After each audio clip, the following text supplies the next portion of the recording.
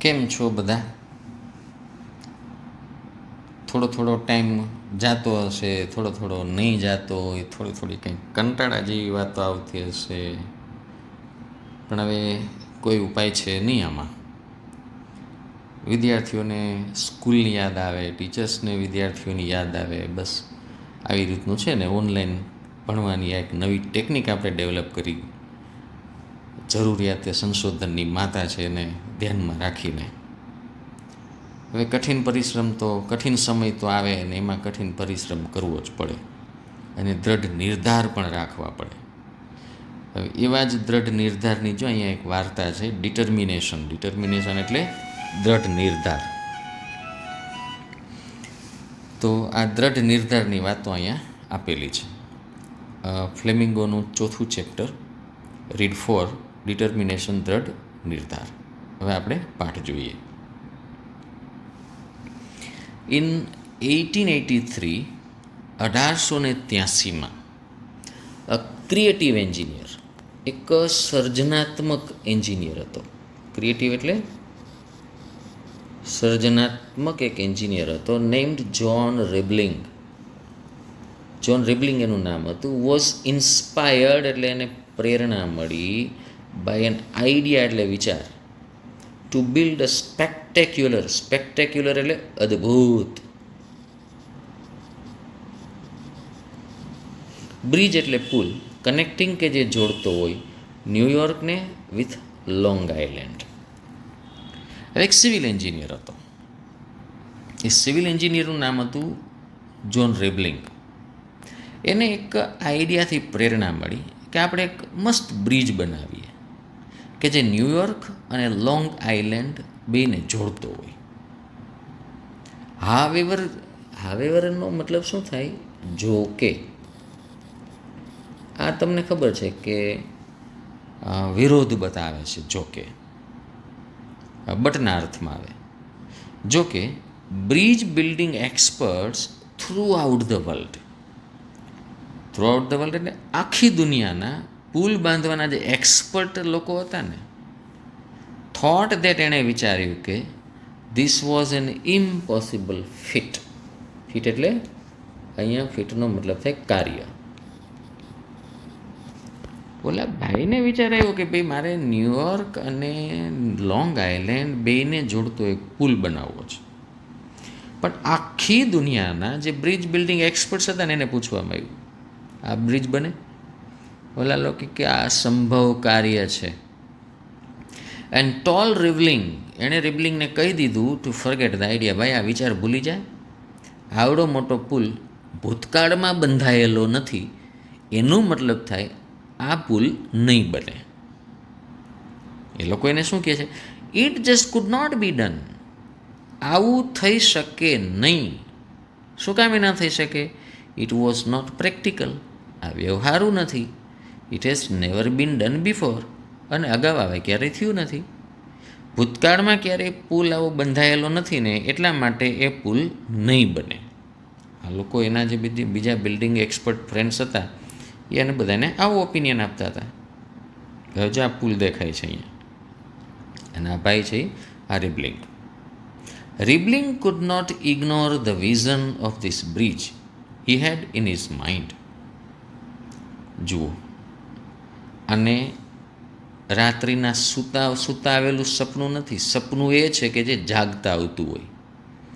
અને યાર એવું થયું. Roebling could not ignore the vision એટલે અહીંયા એનું સપનું, દ્રષ્ટિ. એ સપનાને ઇગ્નોર એટલે અવગણી નથી શકતો. ઇગ્નોરનો મતલબ શું થાય?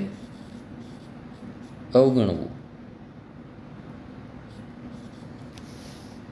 Of this bridge he had in his mind. એના મનમાં જે પુલનું જે સપનું હતું ને, બ્રિજનું, એ અવગણી ન શક્યો.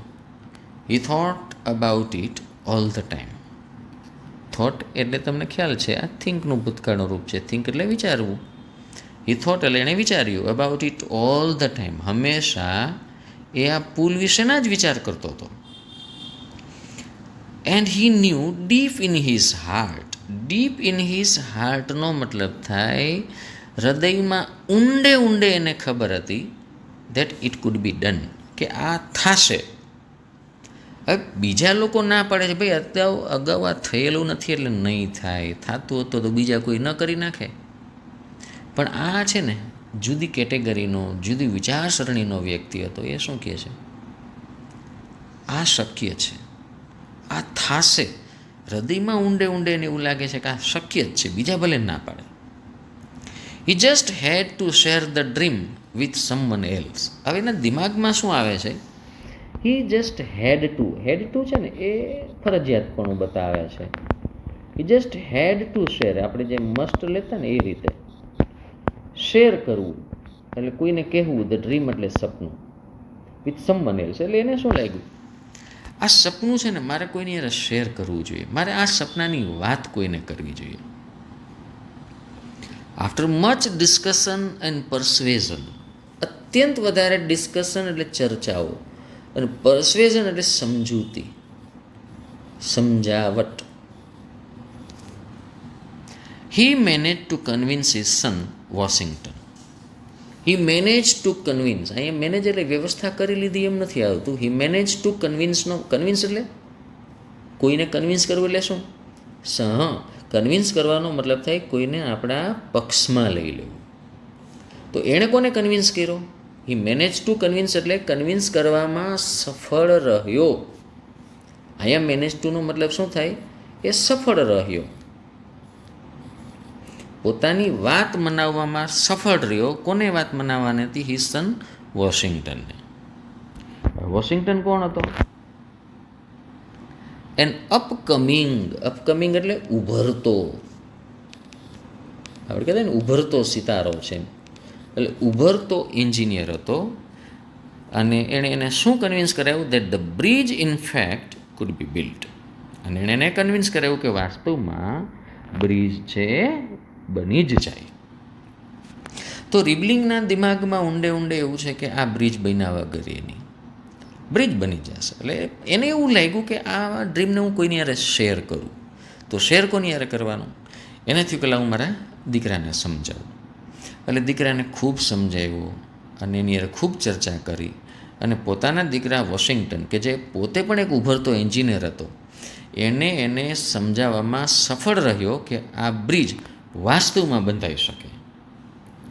હવે બાપ દીકરો બે કામે લઈ ગયા.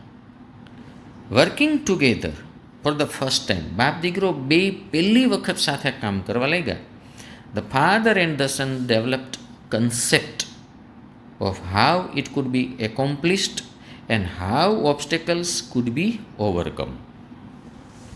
Working together for the first time, બાપ દીકરો બે પોતે જોડે જોડે પહેલી વખત કામ કરી રહ્યા છે. પછી એણે શું કર્યું? The father and the sun develop concept, બાપ દીકરા બે આના કન્સેપ્ટને ડેવલપ કરી લીધા. કન્સેપ્ટમાં ખબર પડે ને, મૂળ આઈડિયા શેનો? Of how it could be accomplished. Accomplish એટલે પૂરું કરવું, હાંસલ કરવું, સફળ કરવું.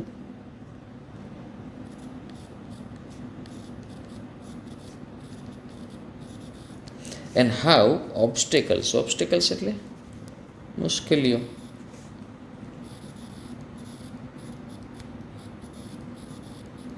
ઓવરકમ એટલે દૂર કરવી. બાપ દીકરા બે પહેલાં કન્સેપ્ટ એના વિચાર્યા કે ભાઈ જો આ કામને આમ કરવાનું, પહેલાં કામને તેમ કરવાનું, આ કામ કરશું તો આ મુશ્કેલી આવશે, પેલું કામ કરશું ત્યારે ફલાણા પ્રકારની મુશ્કેલી આવશે, આ મુશ્કેલીને આપણે આમ દૂર કરશું તો જ આપણે ધ્યેય હાંસલ કરી લેશું. આ બધા આખો એનો કન્સેપ્ટ એણે લઈ લીધો ટેબલ ઉપર. With great excitement and inspiration, અત્યંત એક્સાઇટમેન્ટ એટલે રોમાંચ. એક્સાઇટમેન્ટનો મતલબ થાય રોમાંચ, અને ઇન્સ્પિરેશન એટલે પ્રેરણા. જે આની પ્રેરણા બીજે ક્યાંયથી નથી આવી, એ સમજી વિચારીને બે જણાએ ઘણી બધી ચર્ચા કરીને પ્રેરણા મેળવેલી છે કે આ કામ શક્ય બનશે. ખૂબ ઉત્સાહથી, રોમાંચથી અને પ્રેરણાથી દે હાયર્ડ. આમ હાયર્ડ એટલે ભાડે રાખવું, પણ અહીંયા કામે લગાડ્યા. ધેર ક્રૂ એટલે સભ્યો, ટીમ. અને began to build there dream bridge, એટલે સપનાનો જે પુલ હતો એને બાંધવાનું શરૂ કર્યું. બાપ દીકરો બે પહેલી વખત હારે કામ કરે છે. બે જણાએ ખૂબ ચર્ચા કરી, એના કન્સેપ્ટ એણે ડેવલપ કર્યા કે ભાઈ આપણે મુશ્કેલીઓ આવશે તો કેવી રીતે દૂર કરશું, આપણે સિદ્ધિઓ કેવી રીતે મેળવશું, બધું તૈયાર કરીને ખૂબ રોમાંચ અને ખૂબ પ્રેરણાની સાથે એણે માણસોની આખી ટીમને કામે લગાડી દીધી અને પોતાના સપનાનો પુલને બાંધવાનું શરૂ કરી દીધું. The project started well, project ખૂબ સારી રીતે ચાલ્યો. But when it was only a few months underway એટલે પ્રક્રિયા ચાલુ હતી તે, હવે થોડાક જ મહિના થયા હતા આ પ્રક્રિયા ચાલુ હતી તે, અંડરવે એટલે કામ ચાલુ હોવું તે.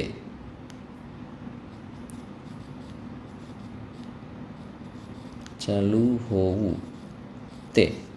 હવે આ કામ ચાલુ હતું એના થોડા જ મહિનામાં a tragic accident on the site took the life of John Roebling. એક ટ્રેજિક એટલે દુઃખદ એક્સિડન્ટ થઈ ગયો ઓન ધ સાઇટ, એટલે અહીંયા ખબર છે ને, સાઇટ એટલે સ્થળ. ઘણી સાઈડ બોલતા હોય કે મારે સાઈડે જવું છે, સાઈડે ન હોય, સાઇટ હોય. સાઇટ એટલે સ્થળ. ટુક ધ લાઈફ એટલે એણે જિંદગી લઈ લીધી ઓફ જ્હોન રેબલિંગ, જ્હોન રેબલિંગની જિંદગી જતી રહી. હવે આ પ્રોજેક્ટ થોડા જ મહિના ચાલ્યો હતો અને ત્યાં એક દુઃખદ અકસ્માત થયો અને એમાં જ્હોન રેબલિંગ છે એ મરી ગયો. વોશિંગ્ટન જે એનો દીકરો હતો તે વોઝ ઇન્જર્ડ, એ ઘાયલ થઈ ગયો. And with a certain amount of brain damage, અને અમુક સર્ટેન એમાઉન્ટ એટલે થોડુંક એને બ્રેઇન ડેમેજ થઈ ગયું. વિચ રિઝલ્ટેડ ઇન હિમ, કે એની અંદર એ પરિણામ આવ્યું not being able to walk or talk or even move. એ ચાલી નહોતો શકતો, વાતચીત નહોતો કરી શકતો, ઇવન મૂવમેન્ટ હાથ નહોતો લાવી શકતો. દુઃખદ અકસ્માત થયો, પિતા ગુજરી ગયા. એનો દીકરો વોશિંગ્ટન, એને કંઈક બ્રેઇન ડેમેજ થઈ ગયું, બ્રેઇન ઉપર એને ઈજા થઈ, અને આનું રિઝલ્ટ પરિણામ શું આવ્યું કે he is not able to walk, એ ચાલી શકતો નથી. He is not able to talk, ચાલી શકતો નથી. Or he is not able even to make any kind of little movements, નાની નાની મૂવમેન્ટ પણ એ નહોતો કરી શકતો. હવે તમને ખબર છે આવું કંઈક થાય એટલે લોકો તો બોલવાના. જો ચાલુ થયું, અમુક લોકો કે વી ટોલ ધેમ સો, અરે અમે કહેતા જ હતા, અમે તો કહેતા જ હતા આવું થશે, અમે તો કહેતા જ હતા તેવું થશે. વળી બીજા આવ્યા, it is foolish to chase wild vision, અરે કંઈ આવડા મોટા જંગલી જેવા સપનાઓ જોવાય એની પાછળ પડવાનું હોય, આ મૂર્ખામી છે. ચેઝ એટલે પીછો કરવો, પ્રયત્ન કરવો. વાઇલ્ડ વિઝન્સ, વાઇલ્ડ વિઝન એટલે જંગલી તોફાની, વિઝન્સ એટલે સપનાઓ. એટલે અહીંયા આપણે સમજવાનું અશક્ય સપનાઓ. એટલે બીજા કહે અમે તો કહેતા જ હતા, થાય જ નહીં. વળી એના સિવાયના કે આવા અશક્ય સપનાઓનો પીછો કરવો જ ન જોઈએ, આ મૂર્ખામી છે. Everyone had a negative comment to make. Comment એટલે અહીંયા ટીકા કરવી, અને બધાએ નેગેટિવ ટીકાઓ કરવા લાગ્યા. એન્ડ ફેલ્ટ ધેટ, અને હવે એવું લાગતું હતું કે the project should be scrapped. Scrap એટલે ભંગાર, પણ અહીંયા અટકાવી દેવું તે.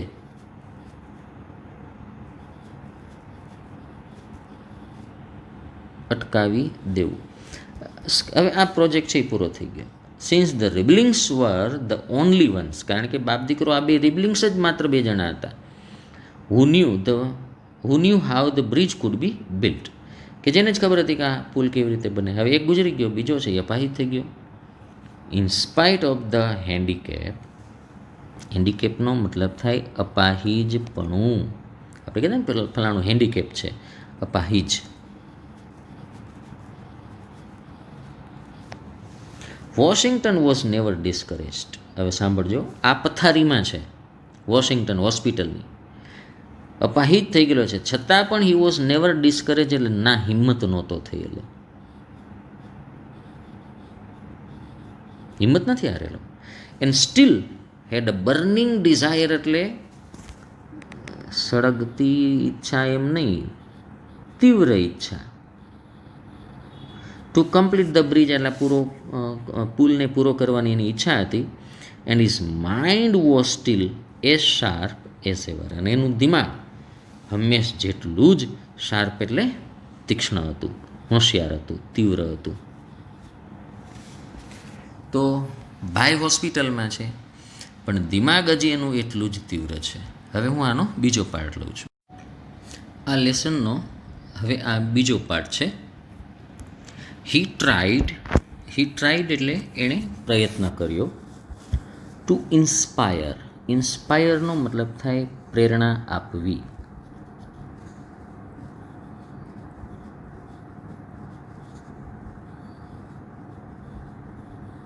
અને pass on his enthusiasm to some of his friends. અને પાસ ઓન એટલે અહીંયા આપવું. હિઝ એન્થ્યુઝિયાઝમ આનો મતલબ થાય ઉત્સાહ. To some of his friends but they were too daunted by the task. હવે આ ભાઈ હોસ્પિટલમાં છે, પોતે તો હલી ચલી શકે તેમ છે નહીં. એટલે એણે શું કર્યું, એના જે મિત્રો હતા એને પોતાનો ઉત્સાહ આપવાની કોશિશ કરી, ઉત્સાહ એને પાસ કરવાની કોશિશ કરી. પણ એના જે બીજા મિત્રો હતા જે બ્રિજ બાંધવામાં એક્સપર્ટ હતા, દે વર ટુ ડોન્ટેડનો મતલબ થાય નર્વસ, એ ચિંતાતુર હતા. અને લેસ કોન્ફિડન્ટ એટલે ઓછા આત્મવિશ્વાસુ હતા. બાય ધ ટાસ્ક એટલે કાર્ય.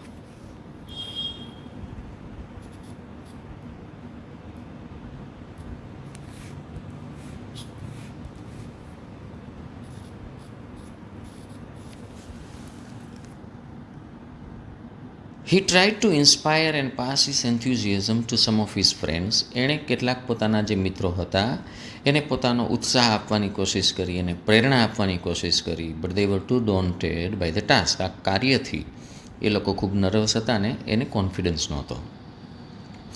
As he lay on his bed in his hospital room. હવે પોતે ક્યાં હતો? એ હોસ્પિટલમાં હતો. અને હોસ્પિટલની બેડમાં, એની પથારીમાં, લે એટલે એ પડ્યો હતો.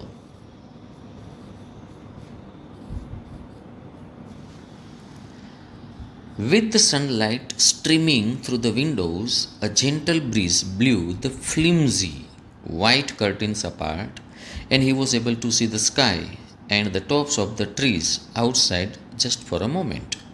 વાક્ય થોડું લાંબુ છે, આપણે એના કટકા કરતા જઈએ. As he lay on his bed in the hospital room, હોસ્પિટલના રૂમમાં પોતાની પથારી ઉપર જ્યારે એ પડેલો હતો, અને એ વખતે વાતાવરણ કેવું હતું? વિથ ધ સનલાઇટ એટલે જે સૂર્યપ્રકાશ હતો તે એ સ્ટ્રીમિંગનો મતલબ થાય કન્ટિન્યુઅસ ફ્લો એટલે વહેવું, એ વહેતો આવતો હતો. થ્રુ ધ વિન્ડોઝ એટલે બારીમાંથી. હવે એ હોસ્પિટલની પથારીમાં પડેલો છે, બારીની બહાર એની નજર જવાની કોશિશ કરી રહી છે અને એ જોઈ રહ્યો છે કે સૂર્યનો પ્રકાશ છે એ બારીના અંદરથી એ રૂમની અંદર વહેતો આવ્યો છે. બીજું શું થયું? અ જેન્ટલ બ્રીઝ. જેન્ટલ એટલે આમ તો નમ્ર થાય, પણ અહીંયા ખૂબ હળવો બ્રીઝ એટલે પવન.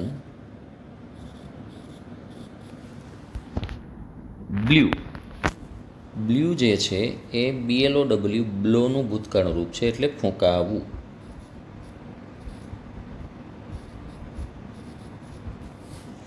ધ ફ્લિમ્ઝીનો મતલબ થાય પાતળા. કર્ટેન્સ, વ્હાઇટ એટલે સફેદ. કર્ટેન્સનો મતલબ થાય પડદા, બારી ઉપર જે પડદા હોય તે. અપાર્ટ એટલે છૂટા પડ્યા.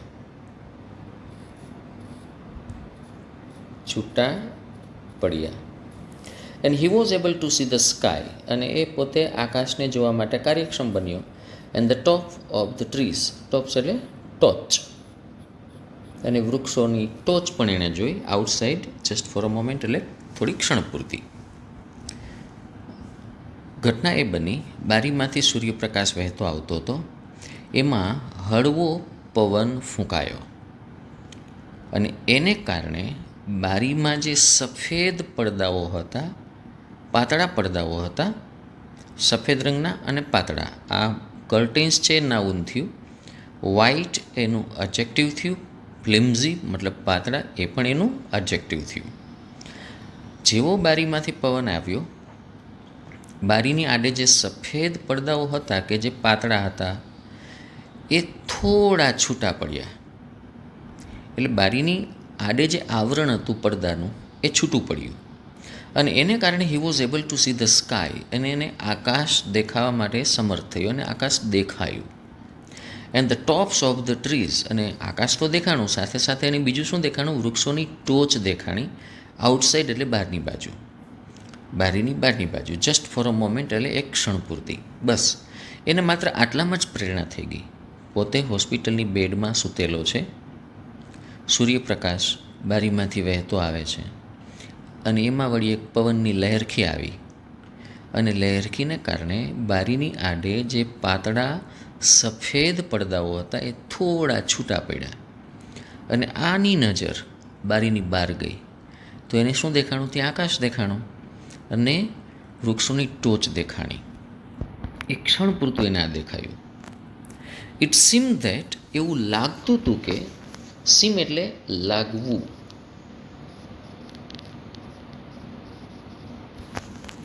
that there was a message for him not to give up. હવે આને અહીંયાથી પ્રેરણા શું થઈ? એને એવું લાગ્યું કે કુદરતે કોઈ એના માટે એક સંદેશો મોકલેલો છે, મેસેજ મોકલેલો છે. અને સંદેશો શું હતો? Not to give up. Give up એટલે છોડી દેવું, ત્યજી દેવું, હારી જવું. એને એવું લાગ્યું કે મારે આ કંઈ પ્રયત્ન મારો છોડી ન દેવો જોઈએ, મારે આમ હારી ન જવું જોઈએ. સડનલી, અચાનક, એના આઈડિયા હિટ હિમ, એના દિમાગમાં એક આઈડિયા ઉત્પન્ન થયો. અહીંયા હિટનો મતલબ ઉત્પન્ન થવું થાય. All he could do was move one finger and he decided to make the best use of it. All he could do એટલે એ જે કંઈ કરી શકતો હતો એ શું કરી શકતો હતો? એ હતું કે મૂવ વન ફિંગર, એની એક આંગળીને હલાવી ચલાવી શકતો હતો. અને હી ડિસાઇડેડ, એને નક્કી કર્યું to make the best use of it, એટલે કે હું આ જે મારી એક આંગળી હલી ચલી શકે છે, બસ આનો હું બેસ્ટ યુઝ કરી લઈશ. બાય મૂવિંગ ધીસ, એની આખા શરીરમાં માત્ર એક જ આંગળી હલી ચલી શકે છે. એ આંગળીને હલાવી ચલાવીને હી સ્લોલી એટલે ધીમે ધીમે ડેવલપ કરી લીધું a code of communication with his wife, એની પત્ની સાથે. કોડ ઓફ કમ્યુનિકેશનનો મતલબ થાય સંદેશાનો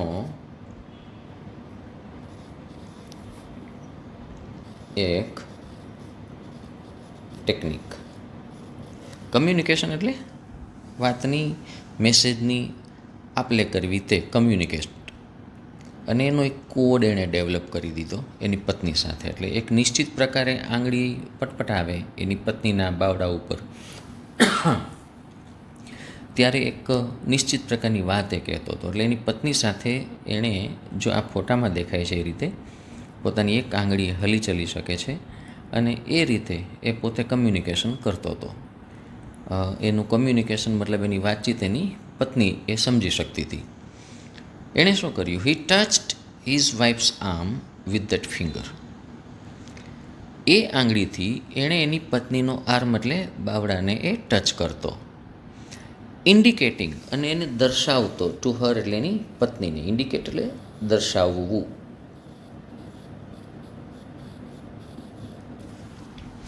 ટુ હર, એની પત્નીને એ દર્શાવતો that he wanted to call the engineers again. એણે એની પત્નીના બાવડા ઉપર આંગળીને નિશ્ચિત પ્રકારે પટપટાવી, ટપટપાવી. એટલે એની પત્ની સમજી ગઈ કે આ કહેવા શું માગે છે. એવું કહેવા માગતો હતો કે એન્જિનિયર્સને પાછા બોલાવે, કે જે એન્જિનિયર્સ પહેલાં એની ટીમમાં હતા. Then he use the same method of tapping her arm. અને પછી એણે આ જ મેથડનો ઉપયોગ કર્યો. કઈ મેથડ? ટેપિંગ હર આર્મ, એની પત્નીના આર્મ એટલે બાવડા ઉપર એ નિશ્ચિત પ્રકારે એની આંગળીને પછાડતો, દબાવતો. To tell the engineers what to do, એટલે પેલા એન્જિનિયર્સ સામે આવી ગયા, જ્યાં આપણને ફોટામાં પણ દેખાઈ રહ્યા છે.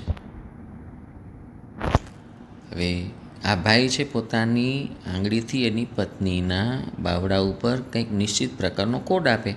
એની પત્ની છે એ આ એન્જિનિયર્સને કહેતી જાય કે તમારે આમ કરવાનું છે, તેમ કરવાનું છે.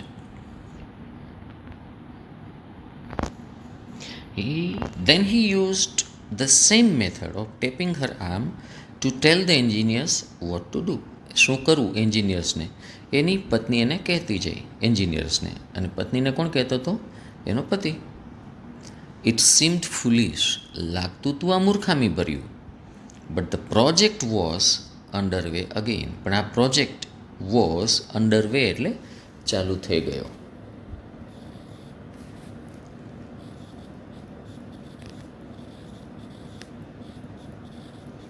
પણ આ પ્રોજેક્ટ છે વળી પાછો ચાલુ થઈ ગયો.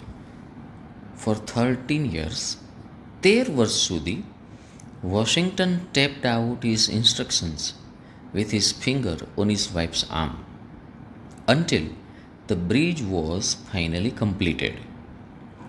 For 13 years, 13 વર્ષ સુધી Washington tapped out his instructions.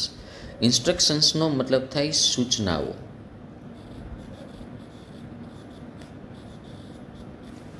Washington એની પત્નીના બાવડા ઉપર પોતાની આંગળી પછાડીને 13 વર્ષ સુધી એની પત્નીને સૂચનાઓ આપતો ગયો. ક્યાં સુધી? Until the bridge was finally completed, જ્યારે બ્રિજ આ પુલ ફાઇનલી આખરે કમ્પ્લીટ પૂરો થયો ત્યાં સુધી એણે પોતે એ સાઇટ ઉપર ગયા વગર એણે આ બ્રિજ બાંધવામાં એન્જિનિયર્સને માર્ગદર્શન આપ્યું. ટુડે અને આજે ધ સ્પેક્ટેક્યુલર એટલે દર્શનીય, જાજરમાન.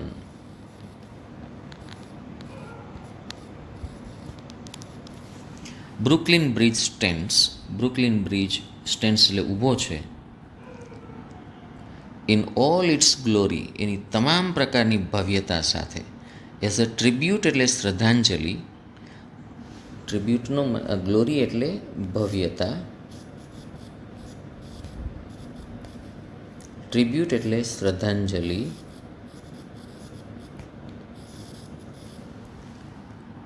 ટુ ધ ટ્રાયમ્ફ એટલે વિજય, સફળતા,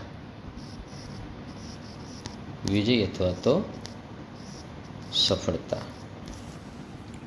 ટુ વન મેન્સ ઇનડોમિટેબલ એટલે અદમ્ય.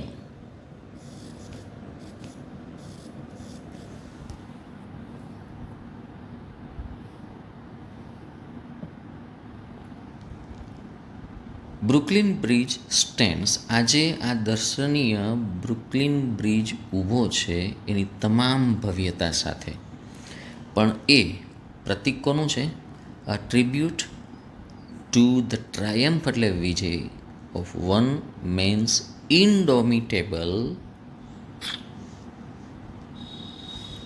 સ્પિરિટ. આ બધું પહેલાંનું આગલું છે. સ્પિરિટ એટલે જુસ્સો. એક જ માણસના અદમ્ય જુસ્સાનું આ પરિણામ છે, અને એની શ્રદ્ધાંજલિ સ્વરૂપે આ બ્રિજ હજી ત્યાં ઊભો છે. એન્ડ ઇઝ ડિટર્મિનેશન એટલે દ્રઢ નિર્ધાર.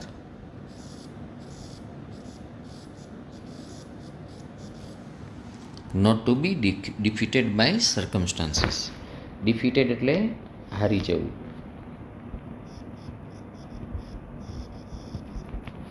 અને સર્કમસ્ટાન્સીસનો મતલબ થાય સંજોગો. સંજોગોની સામે હારી ન જવું, એવું જેનો દ્રઢ નિર્ધાર હતો.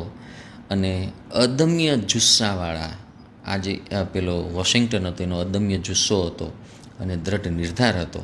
અને એ સર્કમસ્ટાન્સીસ એટલે સંજોગોની સામે હારી નહોતો જતો. એને શ્રદ્ધાંજલિ સ્વરૂપે આ પુલ હજી ઊભો છે.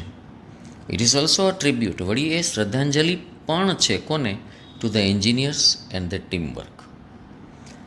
એ પ્રોજેક્ટમાં લાગેલા તમામ એન્જિનિયર્સ અને તમામ એના સદસ્યોનું જે ટીમવર્ક હતું એને પણ શ્રદ્ધાંજલિ છે. બીજું, ટુ ધર ફેઇથ ઇન અ મેન, અને એ લોકોને એક માણસમાં શ્રદ્ધા હતી, who was considered mad by half the world. Consider એટલે માનવામાં આવતો હતો.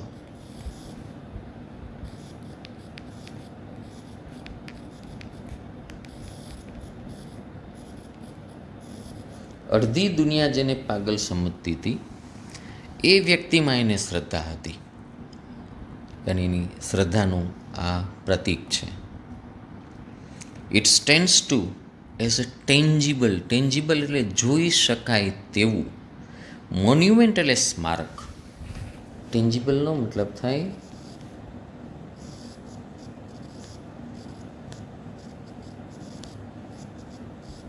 જોઈ શકાય તેવું, મોન્યુમેન્ટ સ્મારક to the love and devotion of his wife. Love એટલે પ્રેમ, ડિવોશન એટલે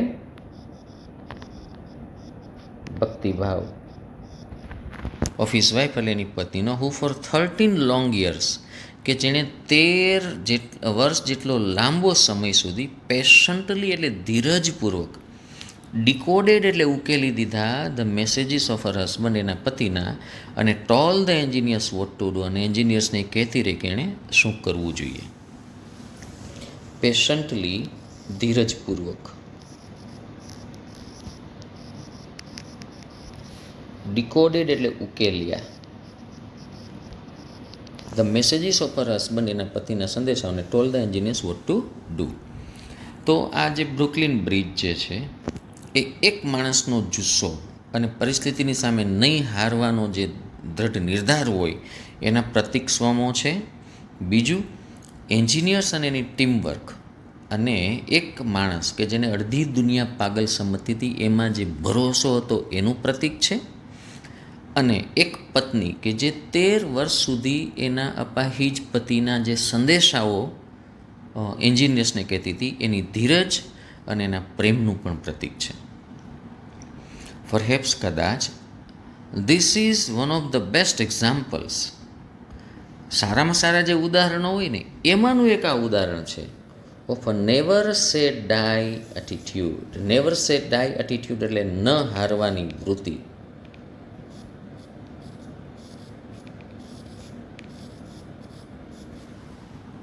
ધેટ ઓવરકમ્સ એટલે દૂર કરી દે છે, ઓવરકમ એટલે દૂર કરવું, હરાવી દેવું, મહાત કરી દેવું.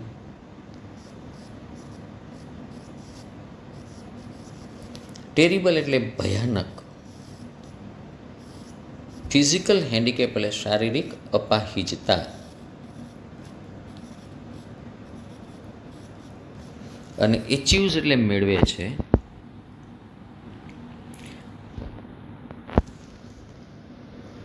પછી એન્ડ ન હોય, એન હોય.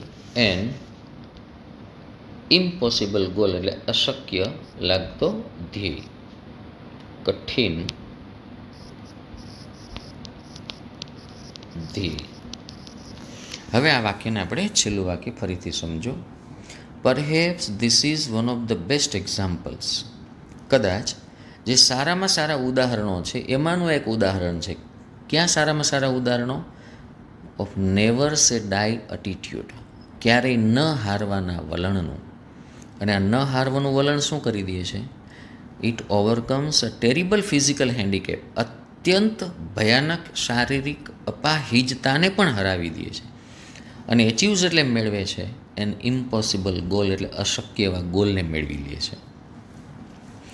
ઘણી વખત કોઈ વ્યક્તિ થોડો પણ અપાહિજ હોય તો એ માનસિક રીતે હિંમત હારી જાય છે. પણ આ એક એવા પ્રકારનું ઉદાહરણ છે કે અત્યંત કઠિન રીતે, અત્યંત ભયાનક રીતે શારીરિક અપાહિજતા હોવા છતાં પણ આ વ્યક્તિ એટલા પ્રકારે, એટલી હદ સુધી ન હારવાની વૃત્તિ ધરાવે છે કે એનું આ જે અપાહિજપણું હતું ને એ પોતે નહીં હારવાની વૃત્તિ સામે હારી ગયું. અને એક અસંભવ એવા ગોલને બ્રુકલિન બ્રિજ બાંધીને, 13 વર્ષ સુધી બાંધીને એણે પોતે પોતાની આ વૃત્તિને જીત અપાવી, અને વૃત્તિ કઈ હતી? નેવર સે ડાય એટીટ્યૂડ.